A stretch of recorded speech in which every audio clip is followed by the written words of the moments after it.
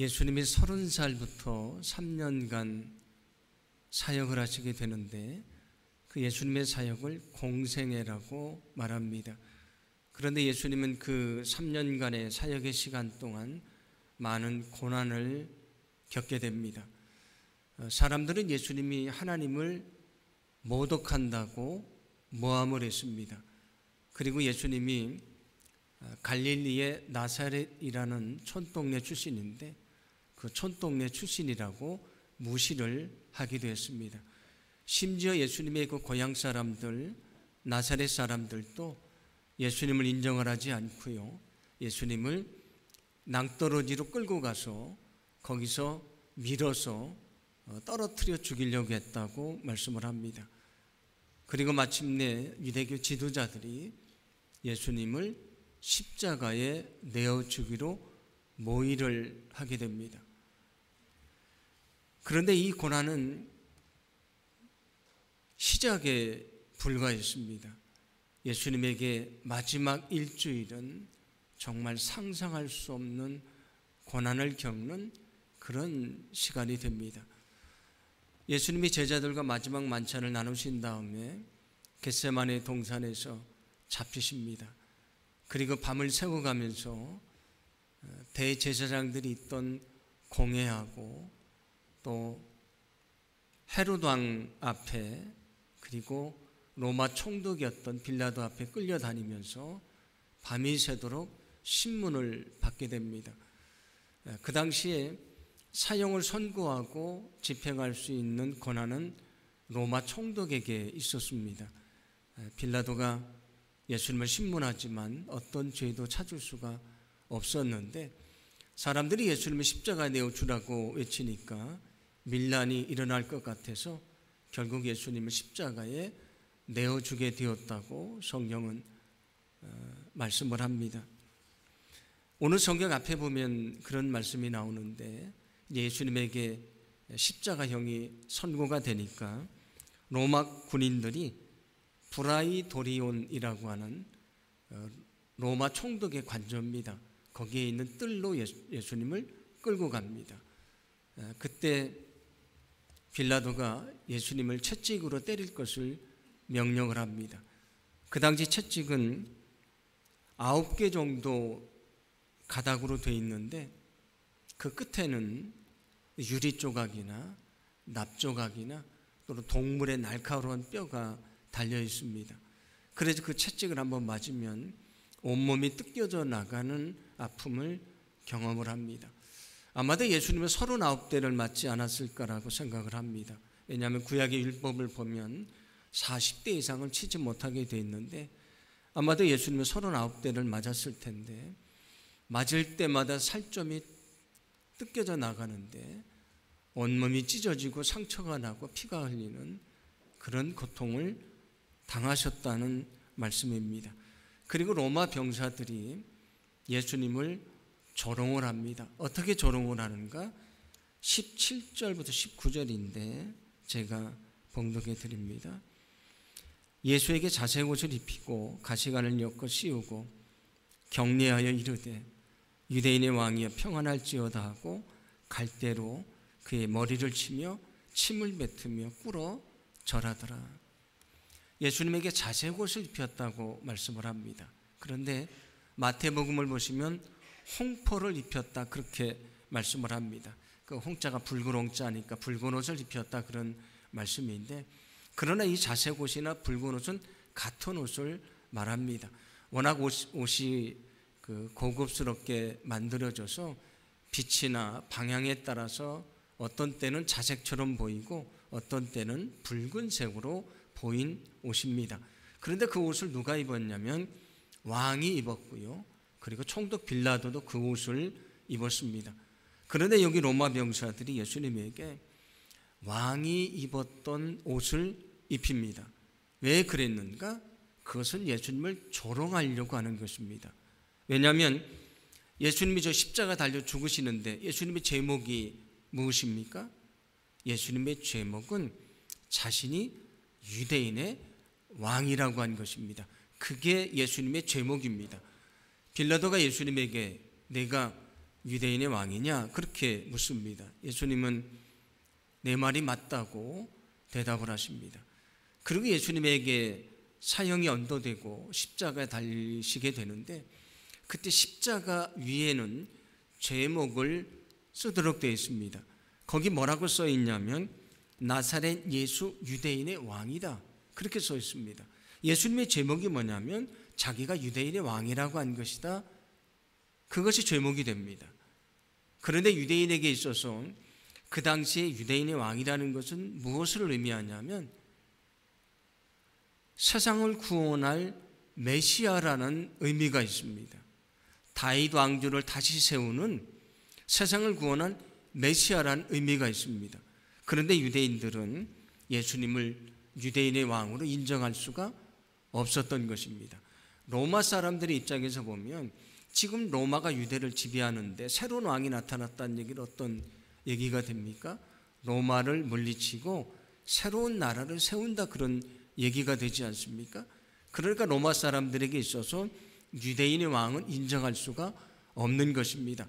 그래서 유대인들도 로마 사람들도 예수님을 유대인의 왕으로 인정을 할 수가 없어서 여러 가지 제목을 찾다가 마지막 찾은 것이 유대인의 왕이라고 한 것이다, 그게 제목이 됩니다.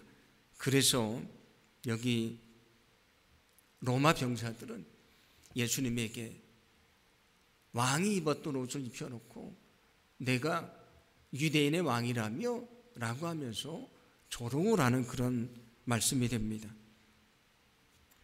그리고 예수님의 머리에 가시관을 씌워줬다고 말씀을 하는데, 왕이 머리에 쓰는 것이 왕관이지 않습니까? 그래서 예수님을 조롱하려고 가시관을 씌워주면서 조롱을 하는 것입니다. 그런데 가시관을 씌워줄 때에 머리에서 피가 나고 아픔을 경험하는데, 그런 예수님에게 고통을 주려고 가시관을 씌웁니다. 예수님의 손에 갈대를 들려줬다고 얘기를 합니다. 여기 갈대는 우리가 생각하는 아주 얇은 갈대를 말하는 것이 아니고, 요단 강가에 가면 우리의 알고 있는 대나무처럼 아주 굵은 그런 갈대가 있습니다. 왕갈대라고 하는 것인데 그 갈대를 손에 쥐어줍니다. 그러면서 조롱하는 것인데, 무엇을 조롱하는 것이냐면 원래 왕의 손에는 지휘봉이 들려져 있습니다. 왕홀이라고 하는 것입니다. 그게 통치를 상징하는 것인데, 왕이 왕홀을 들고 있는 것처럼 갈대를 예수님의 손에 들려주고 내가 유대인의 왕이다, 그렇게 조롱을 했다라는 말씀이 됩니다. 어떻게 합니까? 그 갈대로 예수님을 머리를 치고 침을 뱉고 그 앞에서 절하면서 유대인의 왕이여, 유대인의 왕이여, 그렇게 조롱을 합니다. 그리고 예수님이 십자가를 지고 저 골고다 언덕을 향해 가십니다. 그 십자가의 무게가 얼마나 됐을까요? 역사를 연구하는 사람들은 저 십자가가 가로대가 있고 세로대가 있는데 그 가로대가 한 30km 정도 됐을 것이라고 생각을 합니다. 세로대는 한 40km 정도 됐을 것이라고 생각을 하니까 두 개를 합하면 70km 정도입니다. 사랑가마가 80kg지 않습니까? 그러면 그 정도 무게인데 사실은 사람이 지고 간다는 게 불가능한 그런 무게입니다. 그래서 역사를 연구하는 사람들은 그 세로대는 십자가에 못 박힐 장소에 미리 갖다 놨고, 가로대만 그 죄수가 메고 갔다고 생각을 합니다. 그래서 영화를 보면 이 완성되어 있는 십자가를 지고 가는 모습도 나옵니다만은 가로대만 예수님이 메고 가는 그런 장면도 나옵니다. 그런 것처럼 아마도 가로대만 맸을 것이라고 생각을 하는데, 그래도 그것이 30km입니다. 그런데 예수님에게 지난밤에 어떤 일이 있었습니까? 예수님이 잡히시고 한 숨도 주무시지를 못하시고요, 이곳저곳 끌려다니시면서 조롱을 받으시고 밤새 신문을 받으십니다. 온몸이 찢겨지는 채찍을 맞으시고 온몸이 상처투성이가 됐습니다. 걸을 수 있는 힘도 없는 그런 모습이지 않습니까? 그런데 그런 예수님이 십자가를 지고 가시는데 가시다가 예수님이 쓰러지십니다. 왜냐하면 그 십자가의 무게를 견딜 수가 없었기 때문입니다. 그런데 로마 병사들이 어떻게 합니까? 오늘 성경 21절인데 함께 봉독합니다. 마침 알렉산더와 루포의 아버지인 구레네 사람 시몬이 시골로부터 와서 지나가는데 그들이 그를 억지로 같이 가게 하여 예수의 십자가를 지우고.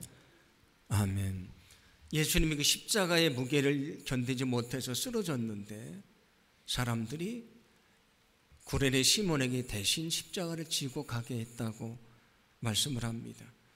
그리고 저 골고다 언덕에 가셔서 두 손과 발에 못이 박히시고 온몸이 찢기시고 피를 흘리시며 예수님은 죽음을 맞이합니다. 오늘 말씀을 보시면 십자가를 지고 가다 쓰러지시는 예수님이 나옵니다. 제가 이 말씀을 읽으면서 묵상을 하는 중에 쓰러지신 예수님을 통해 받은 은혜가 있습니다. 오늘 여러분과 그 은혜를 좀 나누어 보려고 합니다. 예수님이 십자가를 지고 가다가 쓰러지십니다. 그런데 세례 요한이 요한에 대해서 이렇게 말한 적이 있습니다. 요한복음 1장 29절인데 제가 봉독해 드립니다. 이튿날 요한이 예수께서 자기에게 나오심을 보고 이르되 보라 세상 죄를 지고 가는 하나님의 어린 양이로다. 아멘. 예수님을 뭐라고 말하면 세상의 죄를 지고 가는 하나님의 어린 양이라고 말씀을 합니다. 여기 어린 양이라고 하는 것은 이런 의미입니다. 이스라엘 백성들이 출애굽을 할 때에 장자를 치는 재앙이 있었지 않습니까? 그때 하나님이 어린 양을 잡아서 그 피를 문 설주와 인방에 바르면 재앙이 넘어간다고 했습니다. 그 말씀을 따라 피를 바른 이스라엘 민족의 가정은 재앙이 넘어갔습니다. 마찬가지로 예수님이 저 십자가에 달려 죽으신 것은 유월절 어린 양과 같은 것이다. 그 예수님의 피가 우리의 모든 죄를 사해 주시고 우리를 구원해 주셨다, 그런 말씀이 됩니다. 그래서 성경도 예수님을 유월절 양이라고 말씀을 합니다. 그런데 그 예수님이 무엇을 지고 간다고 말씀을 합니까? 세상 죄를 지고 간다고 말씀을 합니다. 예수님이 십자가를 지고 가시는데 그것을 뭐라고 말하냐면 세상 죄를 지고 간다고 말씀을 합니다. 그러므로 여기 말씀하고 있는 예수님이 십자가를 지셨다는 얘기는 무슨 얘기가 되냐면 우리의 죄를 예수님이 지셨다, 우리의 죄의 짐을 지셨다, 그런 말씀이 됩니다. 존 버년의 철로 역정이라는 책이 있습니다. 거기 주인공이 크리스찬인데 그의 이 등에 무거운 짐이 지워지는데 그 짐이 점점 무거워져서 견딜 수가 없습니다. 그 짐은 무엇이냐면 죄의 짐입니다. 그는 그 죄의 짐을 벗기 위해서 멸망의 도시를 떠나서 천성을 향해 가게 됩니다. 어디서 그 죄의 짐이 벗겨지냐면 십자가 아래에서 그 죄의 짐이 벗겨집니다. 성경은 우리의 죄를 죄의 짐이라고 얘기를 합니다. 찬송가 369장도 보시면 죄짐 맡은 우리 구주 어찌 좋은 친구인지 그렇게 찬양을 합니다. 538장도 보시면 죄짐을 지고서 고나거든 내 마음속에 주 영접하라, 그렇게 얘기를 합니다. 우리의 죄라고 하는 건 짐으로 얘기를 합니다. 그런데 예수님이 세상의 죄를 지러 오셨습니다. 그 죄는 우리의 죄를 말하는 것입니다. 예수님은 세상의 죄의 짐을 지러 오셨습니다.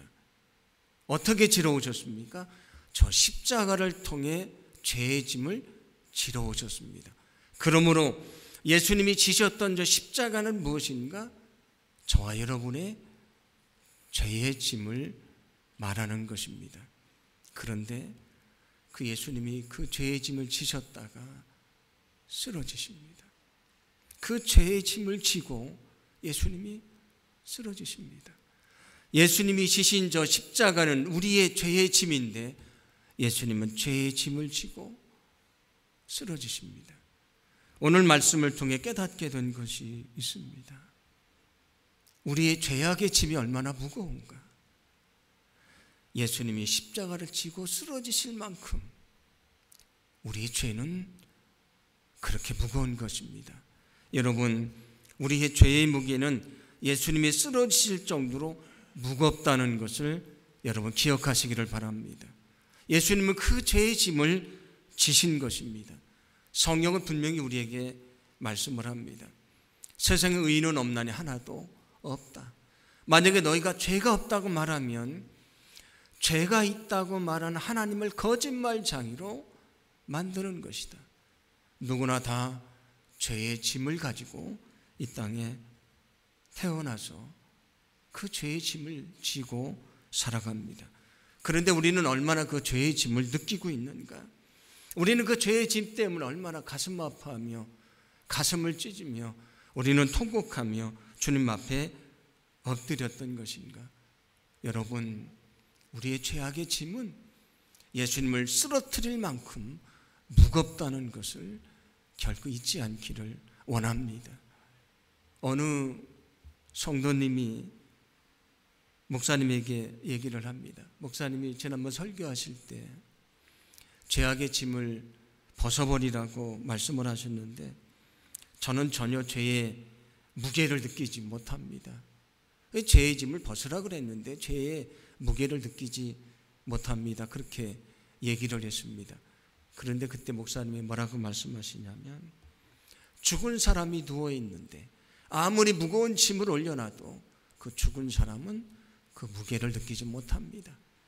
영적으로 죽은 사람은 죄의 무게를 느끼지를 못합니다.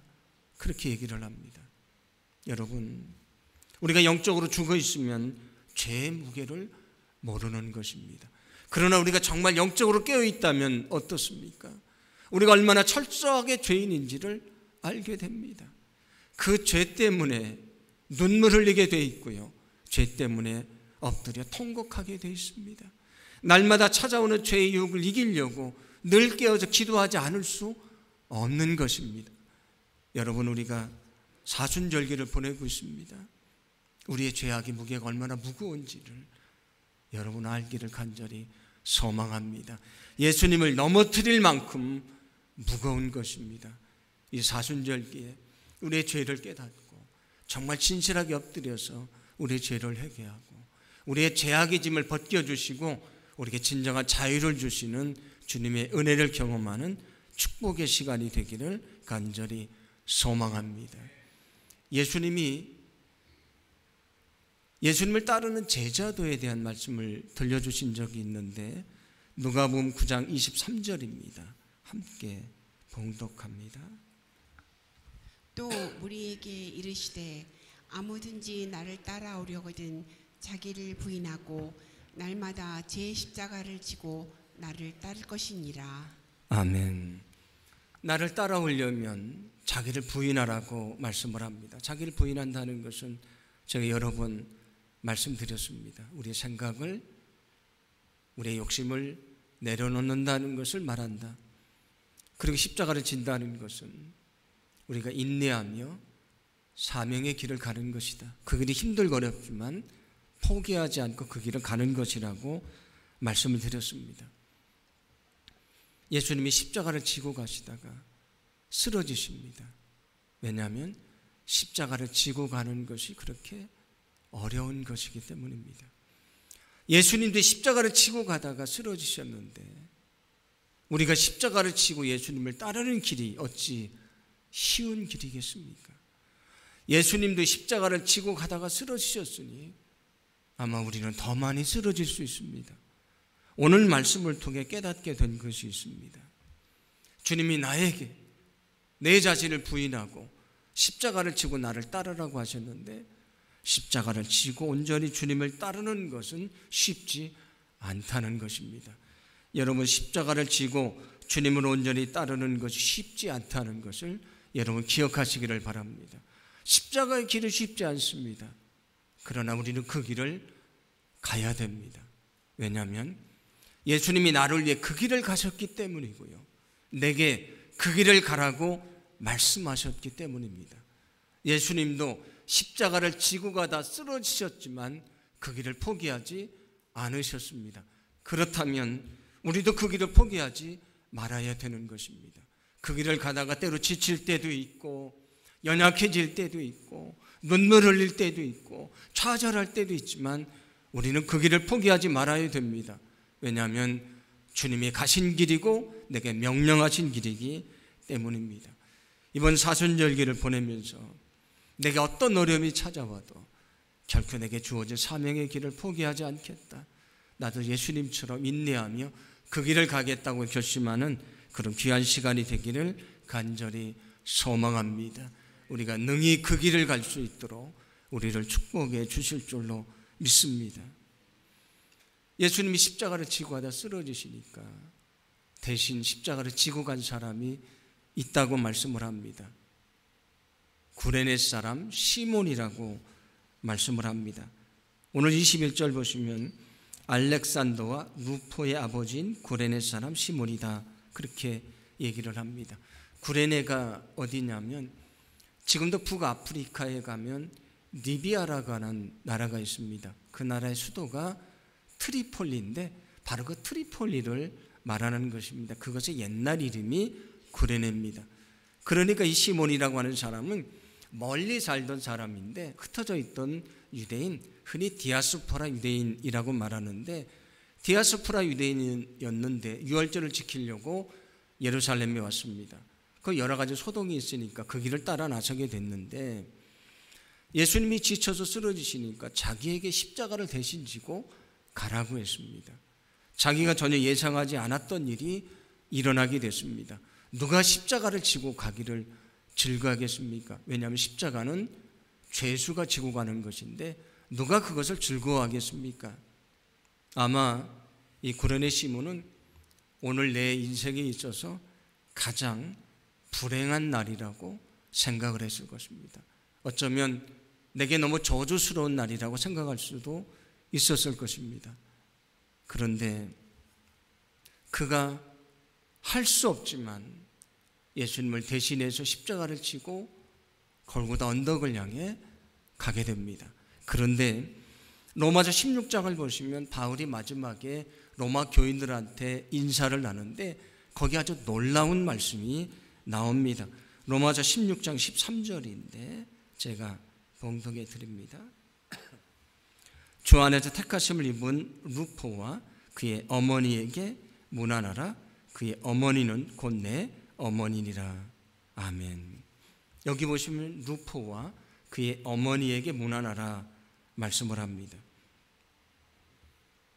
예수님이 지쳐 쓰러졌을 때에 구레네 시몬이 예수님의 십자가를 대신 지고 갔습니다. 그런데 오늘 21절에서 그가 누구라고 말합니까? 알렉산더와 루포의 아버지라고 얘기를 합니다. 오늘 로마서에 말하는 여기 루포, 그의 아버지를 말합니다. 그가 억지로 십자가를 지고 갔는데 어떤 일이 벌어졌는가? 그는 그날이 가장 저주스러운 날, 불행한 날로 여겼는데 오히려 그 십자가를 지고 간 그날이 구레네 시몬에게 가장 축복된 날이 됐습니다. 왜냐하면 그는 예수님의 십자가를 졌기 때문에 예수님을 알게 됐고요. 그는 구원받아 하나님의 자녀가 됐기 때문입니다.